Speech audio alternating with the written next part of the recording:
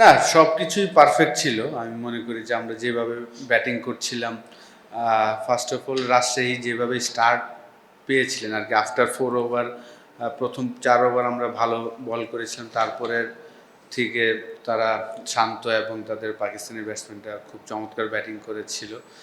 সেই জায়গা থেকে আমরা চমৎকারভাবে কামব্যাক করেছিলাম ১৬০-৫৯ রানে রাখার পরে আমাদের ডেভিড মালান এবং তৌহিদ হৃদয় যেভাবে ব্যাটিং করছিল, পুরা ইনিংসটাই কন্ট্রোল মনে হচ্ছিল। তারপরে তো আসলে লাস্ট ওভারে নুরুল হাসান সোহান চমৎকার একটা বাউন্ডারি মারল নামার পরে। তারপর আর অনেকটা আসলে ইন্ডিয়ার ওই ম্যাচটার মতন হয়ে গেল আর কি, যে আমরা যে T20 ওয়ার্ল্ড কাপে হেরেছিলাম ৩ বলে ১ রান নিতে পারিনি, ওই জিনিসটার মতন হয়ে গিয়েছে।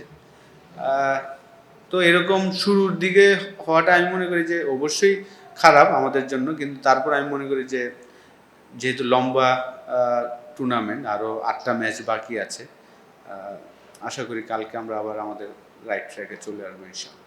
হ্যাঁ, আসলে ম্যাচটা সুন্দর মতন শেষ করতে পারলে ভালো লাগতো, কিন্তু রাজশাহী টিমটাও আমরা বলতে হবে যে খুব চমৎকার একটা দল। বিশেষ করে রিপন মণ্ডলের প্রশংসা করতেই হবে, যেভাবে সে রিসেন্টলি পারফর্ম করছেন। রিসেন্টলি বাংলাদেশ এ টিমের হয়েও আমরা দেখেছিলাম যে সুপার ওভারে সে চমৎকার বল করেছিল। ওই রিদমটাই সে ধরে রেখেছেন এই ম্যাচেও। আমি বলবো যে ২০ নম্বর ওভার এবং সুপার ওভারে চমৎকার বল করেছেন।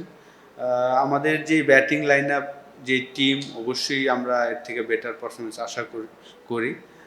মাঝখানে আসলে প্রথম ম্যাচ খেলার পরে আবার ২ দিন খেলা হয়নি, আবার আজকে এসেছি। তো আশা করি যে খুব তাড়াতাড়ি রিকভার করে ফেলবো ইনশাআল্লাহ। অবশ্যই সিলেক্টররা হয়তোবা দেখছেন, ওনারা চিন্তা করছেন কাদের নিয়ে।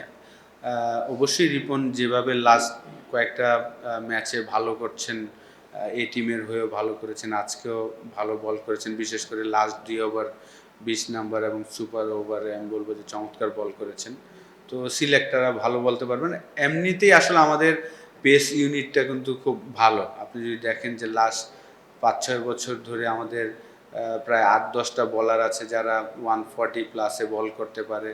তো পেস ইউনিটটা কিন্তু আমাদের হেলদি কম্পিটিশন হচ্ছে সবগুলা ফরম্যাটেই। যদি আমরা দেখি টেস্ট ক্রিকেট বলেন, ওয়ান ডে T20-তে, তো অবশ্যই সিলেক্টররা এটা ভালো বলতে পারবেন।